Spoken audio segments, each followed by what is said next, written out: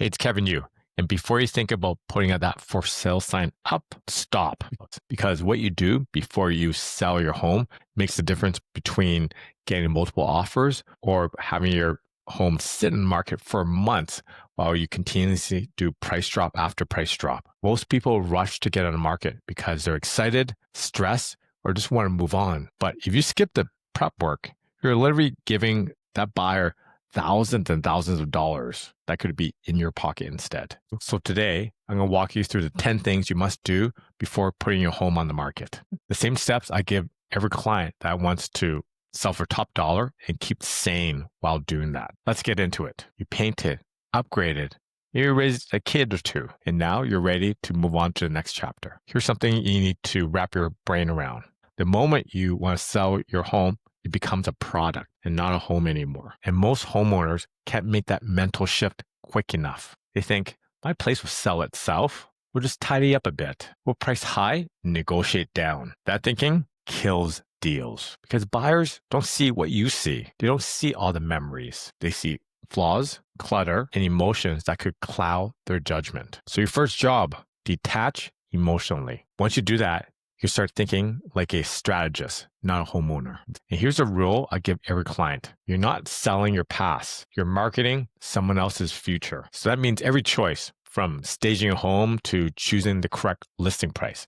You're doing this to market to your future buyer. When you understand that, your approach changes drastically. You stop taking feedback personally because you're not selling to yourself. Remember that. You stop resisting updates and neutral colors. And you start thinking like a marketer because that is what sells every home, marketing. And great marketing starts with understanding who your target audience is. Okay, now that your head's in the right place, let's talk about your house. So before you sell, do what I like to call a pre-listing audit. So this is where you walk through your home like a buyer, not like the homeowner you've been all these years. And you ask yourself this one thing. What's the first thing I notice when I walk through that front door? How does it smell? What would turn me off if I was seeing it for the first time? Buyers decide how they feel about your home in the first 7 seconds. 7 seconds. So your front entry, your lighting, and your clutter. So here's the trick. Invite a brutally honest friend, or even better, your realtor, to walk through without you and tell them to point out everything that will make a buyer hesitate about your home. Remember, don't argue. Don't justify. Just write it down because those notes, that's your to-do list for the next few weeks. So let's talk about the things that sellers don't notice, but I could guarantee buyers will. Buyers today are picky. They scroll through listings like they do a dating app. If your home doesn't meet their minimum requirements via pictures, swipe left and move on. Here are 3 invisible turnoffs that ruin that first impression. Number 1, smell. Think cooking odors, pet smells, that musky basement. They all send the wrong message. A deep professional cleaning and neutral air freshening are the best return on investments you can make at this part in the listing process. If your bulbs are yellowed, that bright white, or flickering, update them immediately. Bright, even lighting throughout the home makes your home feel bigger and more welcoming. No renovations necessary. So think about deferred maintenance, that squeaky door, that crack in the wall that's been there for a decade. And all these you live with for many years, no issues. But when buyers look at these, they see hidden costs. It's death by 1,000 cuts. Every one of these small little items that a buyer sees, essentially they're eroding what they think your market value is. Now, this one might surprise you, but doing a pre-listing home inspection is one of the tools you should have in your tool belt. When you get your own home inspection, you control the narrative of your house. You find the issues and you fix what matters. You need to close what doesn't on your own terms. This instantly builds trust with buyers as it removes uncertainties. This means fewer negotiations and less chance that buyer will start to push you on price. And this gives you confidence because the other route is that you wait for a buyer to do a home inspection and now they control the narrative. And remember, buyers love transparency and transparency builds momentum. So let's talk about pricing. This is where a lot of sellers get this wrong. And getting something wrong in this market could mean tens of thousands of dollars. Well, everyone wants to make as much as they can on the sale of their house. That's a given. But getting top dollar doesn't mean overpricing. Pricing high to test the market sounds great on theory, but it's the worst thing you could do with your listing. So let's say you list high, give me a couple of showings, and then you're on the market for a few weeks, and then it becomes total ghost town. Now you start chipping away at the price. And since you listed so high, you might have missed the market rate on the value because that was last month's price, which was higher than it is this month. And what it does signal to a buyer is that they're looking at your listing as the days on market increase. And they're thinking, no one wants this property. What's wrong with it? Comes to mind. And if they do want it, now you're sitting 60, 90 days on the market. And you know what happens with that offer? It's not usually a list price offer. It's usually a low ball offer because you've been on the market for so long. And the longer your home sits, the less leverage you have. So instead of aiming high and listing high and coming down, list where it should be listed at. Because when you first hit the market, that's when you have leverage. It creates urgency. A well-priced home sometimes gets multiple offers. Overpriced one usually gets forgotten. So you decluttered, you updated, you clean. Now let's do what we call a buyer's eye test. You walk out your front door, close it, wait 30 seconds, open your eyes, and walk through that front door. Now you pretend it's your first time seeing the home.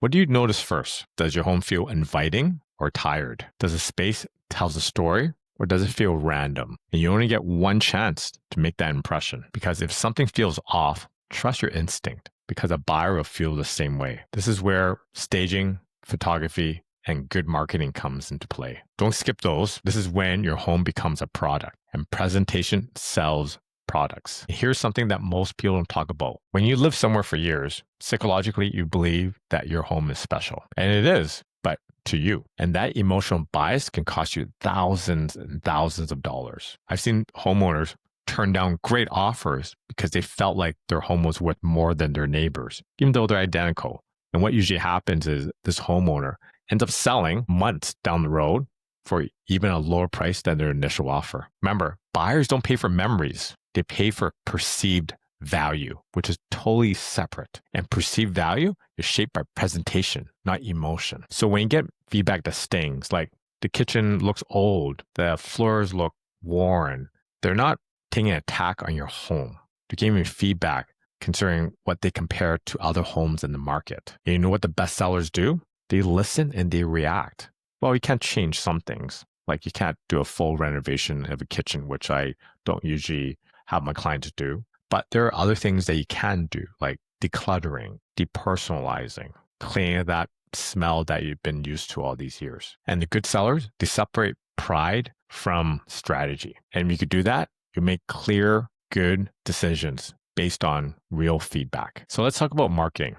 In today's market, homes are not just listed, they're launched. Most realtors think that marketing means that you throw it on realtor.ca and call it a day. No, that's just one part of marketing. It's exposure, but it's not storytelling. It's about creating a narrative that makes buyers feel emotionally attached to your home. When I work with clients, I tell them that we're not just selling a home, we're selling a dream. And this is why professional pictures, staging, and video matters so much. So that's why you need the right description that not just is a laundry list of items that have been updated in your home, but also why this home fits their life. We say stuff like a home that grows with you from the first time you stepped into the backyard to the 5th birthday party your kid's going to have. When people feel something, they act. And the best marketing doesn't just show a home, it makes buyers imagine living there. And that's the multiplier effect. Let's talk about something that most sellers dread, negotiations. But here's something I want you to remember. Negotiation is not conflict. It's communication. And you're not fighting with the buyers. You're trying to find a solution that works for both parties. And here's the thing. You're never going to be completely happy with negotiations. And same with the buyer. The way I take it is that if you're both unhappy equally, then it's a decent deal. So don't take any offers personally. Everyone's always trying to make offers that works best for them. And if an offer comes in low, don't take that as the end all and be all. That's just a starting point in negotiations. The smart sellers stay calm, ask questions, and stay focused on the end goal. That is trying to find a price and offer with the best terms. It's not just always about price, but there's also other aspects of the agreement. Sometimes it means adjusting closing date. Sometimes it might include an appliance or a repair. The key to all this is to be flexible, not rigid, but open to negotiations. And here's the secret about negotiations. Buyers respect sellers that are first responsive and open to talking. And buyers will stretch further if they feel that you're reasonable. So stay grounded, negotiate the facts and not feelings. Okay, so you've done all the prep work, all the marketing, you got an offer, let's accept it. Now what? So here's where a lot of stress comes in: getting your old home ready and preparing to transition into your new place. To avoid the chaos, you need something what I call the transition plan. That means you move out timelines early so you can plan coordinating the closing dates so they match the closing dates with your new place with the old place, or have bridge financing options where if you're planning to move into your new home before your current one closes. And the other could be setting up storage solution in case you have to go into Airbnb for a little bit. So all these things you need to plan and keep the communication open between agent, lender, and your lawyer. And the goal for all this is that no last minute surprises, because they can be stressful if something pops up at the last minute. Nothing ruins the excitement of moving into a new home than scrambling at the last minute to make sure you cross the finish line. So plan early, stay focused, and organize. This is the last step that you need to get into your new home. So it's just not about maximizing your profit, but also keeping you sane throughout the whole process. So let's do a quick recap about what are the main things you need to do before selling your home. Master your mindset. So focus on marketing your home like a marketer to your new buyer. You're marketing someone else's future, not your past. Do a pre-list audit. It means walking through your home with buyer's eyes and see what they will see. Handle the invisible turnoffs like smells, lighting, and small repairs. Control the narrative with a pre-listing home inspection. Buyers like transparency, and confidence sells. Price right from the start. Don't chase the market down. Lead it. So once you've done all that, you could list like a pro. Strategy, confidence, and momentum. Here's the bigger picture of all of this. It's not a transaction.